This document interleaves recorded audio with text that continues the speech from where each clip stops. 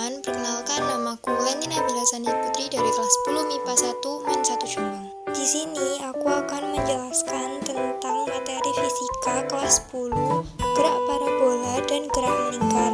Nah, sekarang kita bahas gerak parabola dahulu ya. Gerak parabola adalah gerak benda yang mempunyai lintasan berbentuk parabola. Lintasan parabola dapat dilihat pada gambar di samping.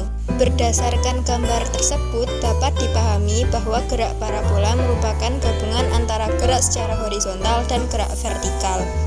1. Kecepatan gerak parabola. Kecepatan awal benda dirumuskan sebagai berikut. V0x sama dengan V0 cos theta. V0y sama dengan V0 sin theta. V0 sama dengan akar V0x kuadrat ditambah V0y kuadrat. Besar kecepatan benda berdasarkan masing-masing sumbu koordinat dirumuskan sebagai berikut. Vx sama dengan V0 cos theta.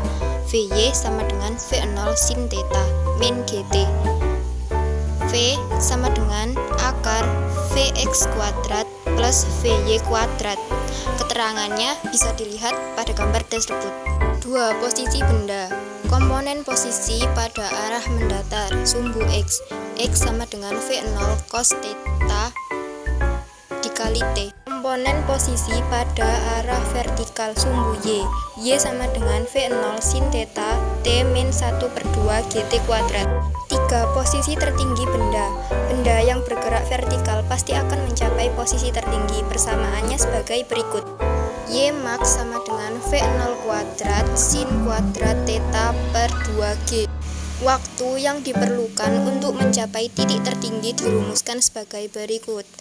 Ty max sama dengan V0 sin theta per G. 4. Posisi titik terjauh benda di sumbu X. Gerak benda dengan lintasan parabola mempunyai titik terjauh di sumbu X dirumuskan sebagai berikut.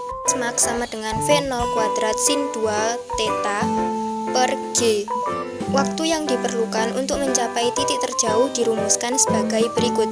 Tx max sama dengan 2V0 sin theta per G. Nah, sekarang kita akan membahas beberapa soal tentang gerak parabola. Pada soal nomor 1, yaitu Adi ingin melompat parit selebar 90 cm. Perbedaan tinggi pada kedua sisi parit ditunjukkan oleh gambar di bawah ini. Jika percepatan gravitasinya G sama dengan 9,8 meter per sekon kuadrat, kecepatan minimum yang diperlukan Adi agar berhasil melompati parit tersebut sebesar. Penyelesaiannya sebagai berikut. Kecepatan awal arah sumbu Y adalah 0, hanya terdapat kecepatan arah sumbu X. Pertama, kita hitung waktu yang dibutuhkan mencapai ke sisi parit, yaitu dengan Y sama dengan V0T ditambah setengah GT kuadrat. Kita cari waktunya. Nah, ketemu juga hasilnya T sama dengan 0,3 sekon. Kecepatan yang dibutuhkan X sama dengan V0T. 0,9 sama dengan V0 dikali 0,3 waktu yang tadi kita hitung. V0 sama dengan 0,9 dibagi 0,3, hasilnya V0 sama dengan 3 meter per sekon. Jadi kecepatan minimum yang diperlukan Adi agar berhasil melompati parit tersebut sebesar 3,00 meter per sekon. Nomor 2, soalnya seperti peluru ditembakkan dengan kecepatan awal 30 meter per sekon dan membentuk sudut 30 derajat terhadap bidang horizontal. Pada saat mencapai titik tertinggi, kecepatannya adalah. Penyelesaiannya kita menggunakan rumus VH max sama dengan Vx sama dengan V0x. VH max sama dengan V0 cos theta. VH max sama dengan 30 cos 30 derajat. Cos 30 derajat adalah 2 akar 3. VH max sama dengan 15 akar 3 meter per sekon. Jadi, kecepatan peluru pada saat mencapai titik tertinggi adalah 15 akar 3 meter per sekon. Pada soal nomor 3, bila besar sudut antara horizontal dan arah tembak suatu peluru adalah 45 derajat, maka perbandingan antara jarak tembak dalam arah datar dan tinggi maksimum peluru adalah Di sini kita mencari perbandingan X max dan Y max. Penyelesaiannya sebagai berikut. Kita menggunakan rumus jarak dan tinggi maksimum pada gerak parabola, yaitu X max sama dengan Y max, yang rumusnya V0 kuadrat sin 2 alfa per G per V0 kuadrat sin kuadrat alfa per 2G, yang rumusnya menjadi X max per Y max sama dengan 2 sin 2 alfa sin kuadrat alfa. Nah, ini dipakai X max per Y max sama dengan 2 sin 2 45 derajat sin kuadrat 45 kuadrat, yang menjadi 2 dikali 1 dalam kurung per setengah akar 2 dalam kurung kuadrat, yang menjadi 2 per 1 per 2, dan menjadikan hasilnya X max per Y max sama dengan 4. Jadi perbandingan antara jarak tembak dalam arah datar dan tinggi maksimum peluru adalah 4. Kita akan membahas gerak melingkar. Apa sih gerak melingkar itu? A. Pengenalan gerak melingkar. Gerak melingkar adalah gerak suatu benda atau titik dengan lintasan berbentuk lingkaran dan mempunyai titik pusat tertentu.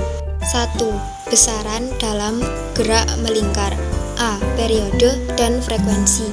Periode T besar adalah selang waktu yang diperlukan suatu benda untuk menempuh satu putaran, satu kali gerak melingkar.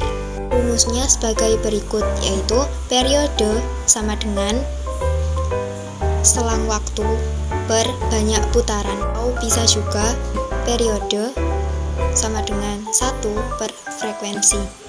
Frekuensi F kecil adalah banyaknya putaran yang dapat dilakukan oleh suatu benda dalam selang waktu 1 sekon, yaitu frekuensi sama dengan banyak putaran per selang waktu, atau bisa juga frekuensi sama dengan 1 per periode.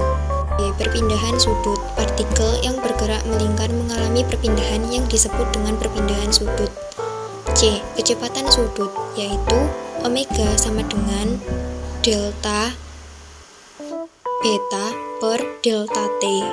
Keterangannya, omega sama dengan kecepatan sudut, delta theta sama dengan perpindahan sudut, delta T sama dengan selang waktu. D. Percepatan sudut, yaitu alfa sama dengan delta omega per delta T. Alfa sama dengan percepatan sudut, delta omega sama dengan perubahan kecepatan sudut, delta theta sama dengan selang waktu. 2. Gerak melingkar beraturan. Gerak melingkar beraturan adalah gerak benda yang menempuh lintasan melingkar dengan kelajuan dalam kurung besar kecepatan tetap. A. Perpindahan linier dan perpindahan sudut. Dari X1 ke X2 dikatakan benda melakukan perpindahan linier saat berpindah dari X1 ke X2 mengalami perpindahan sudut sebesar delta theta. B. Kecepatan sudut dan kecepatan linier. Kecepatan sudut adalah hasil bagi sudut yang ditempuh dengan selang waktu tempuhnya. Rumusnya sebagai berikut. Kecepatan linier adalah hasil bagi kepanjang lintasan linier yang ditempuh dengan selang waktu. Rumusnya di bawah ini. Berikut beberapa soal tentang gerak melingkar. Sebuah benda yang masanya 2 kg bergerak melingkar beraturan dengan kecepatan linier, yaitu 4 pi meter per sekon. Jika jari-jari lingkaran 0,5 meter, tentukanlah frekuensi dan periode. Penyelesaiannya sebagai berikut. Kita mencari periode putaran. Persamaan periode putaran pada gerak melingkar jika kecepatan linier diketahui, yaitu omega sama dengan 2pi per T. V per R besar sama dengan 2pi per T. yang hasilnya menjadi 1/4 sekon atau 0,25 sekon. Setelah itu kita mencari frekuensi putaran. Persamaan frekuensi putaran jika periode putaran diketahui yaitu F sama dengan 1/T sama dengan 1/1/4 sekon sama dengan 4 Hz. Jadi periode putarannya adalah 0,25 sekon dan frekuensinya adalah 4 Hz. Pada soal nomor 2 yaitu sebuah benda bergerak melingkar dengan percepatan sudut 2 radian per sekon kuadrat. Jika mula-mula benda diam, tentukan sudut tempuh setelah 5 sekon. Diketahui alfa sama dengan 2 radian per sekon kuadrat, T sama dengan 5 sekon, omega 0 sama dengan 0.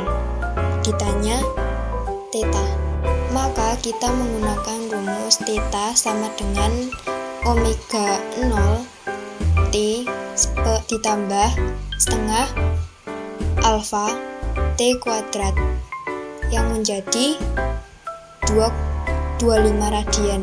Dengan demikian, sudut tempuh benda setelah 5 sekon adalah 25 radian.